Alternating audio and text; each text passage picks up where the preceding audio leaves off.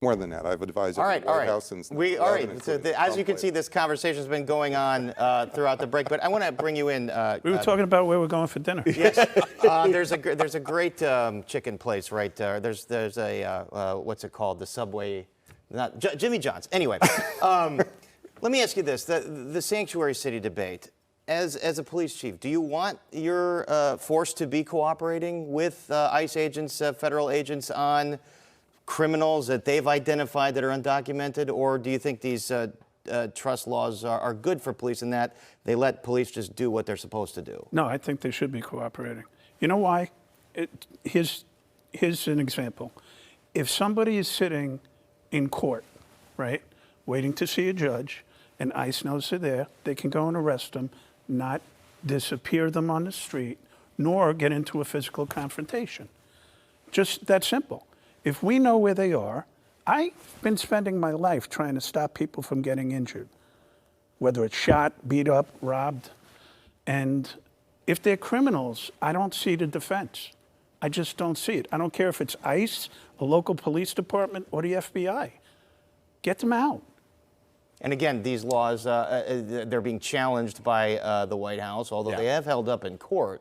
Why do you believe it's important to continue? I mean, there has been some talk about modifying. Maybe there's some cooperation when the police department knows someone that has a bad rap sheet is undocumented. There actually is already cooperation when they have a judicial warrant, and that's the point this always comes down to: having evidence and cause in order to identify someone and apprehend And I bring them. that up all the time. Why can't ICE get more judicial warrants then? If they want cooperation, why aren't they getting a judge to sign? You know, this is. I was talking to somebody today. I was talking to somebody today about this. This is an interesting thing. You know, I was talking to somebody today because the DHS put out a statement yesterday about the detainers that they've tried. You know, one of the things that used to really make local law enforcement angry all across the state of Illinois is when they used the detainer system in here, is they'd have a name of someone down in McLean County, and they'd say, you have this person, detain them, we'll come down and pick them up. They'd wait a week, come down there, realize it wasn't the person they were looking for, and just drive away.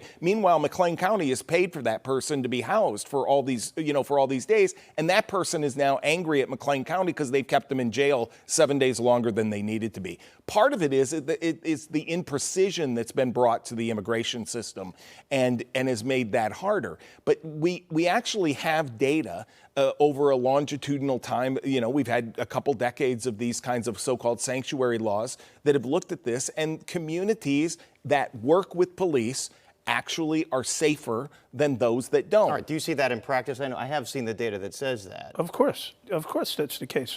But you know what we did in New York City when I was running New York's crime strategy was, if we locked somebody up who was here illegally for a shooting, okay, we would prosecute them, put them in jail, then deport them. Let them serve their sentence here, then deport them. But what we found was it was like a tennis match. They were coming right back. So we're locking them up again and again. But I think that something like that should be examined. If they're a criminal here, let them do their sentence here. You have time to do the investigation. Exactly. So nobody has to go to McLean County. Right. Yeah. So that's a very interesting point that hasn't really been talked about. Robert Pape, you know, you see the protests.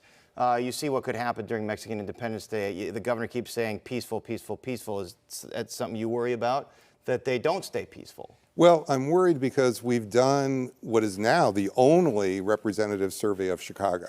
So in July, after LA, our center at the University of Chicago did a representative survey of Chicago on this issue. It is in the New York Times piece you mentioned. If people want to go to the New York Times piece published last Friday, they get the top line results. We worked with NORC at the University of Chicago. Your company works with NORC at the University of Chicago. It's the most respected polling agency on the planet. And we know what Chicagoans think. Now, we don't know what they think this week. We know what they think in July. 60% of Chicagoans do not approve of how Donald Trump is handling immigration, including deportations. To be clear, 20% do, and 20% are not sure, but 60% do not approve. We also know that 28% of Chicagoans believe that if they go to a protest and it turns violent, they're staying. Now, that doesn't mean they'll necessarily go, but that's giving you a flavor for if they're, the crowd you see, 28% of them are probably pretty tough. This is one of the reasons I work with the city of Chicago with our protests, because we can give a kind of an estimate of, given the crowd size, we can't guess the size, but we can say what fraction might be the really tough ones. Right. And then a third of Chicagoans believe that those illegal immigrants have their own right to use force to defend themselves to prevent the deportations. So again, So that's this why is you're not saying- a picture of they're welcoming in the feds. This is a picture of this is a really touchy situation already. There's a lot of people that are perhaps girded to really explode over this. And I should mention there was a group, M3 did a poll saying 70% opposed the military in Chicago, and this was funded by a conservative PAC, the Law and Order PAC. So clearly, a lot of data saying Chicagoans are not so Very concerned keen. about this, although yeah. there are some, that does mean that 30% do, and they found in Latino and Black neighborhoods the percentage was actually higher. But we have to leave that conversation here. There's so much to dig into. I hope you guys will all come back and we can keep talking about this. Robert Pape, Gary McCarthy. We're going to go to dinner and continue the conversation. Okay, bring a camera.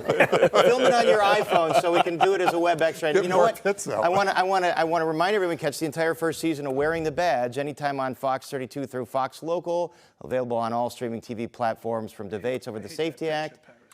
That's a great picture. What are you talking about? You look like you're in I charge. look angry.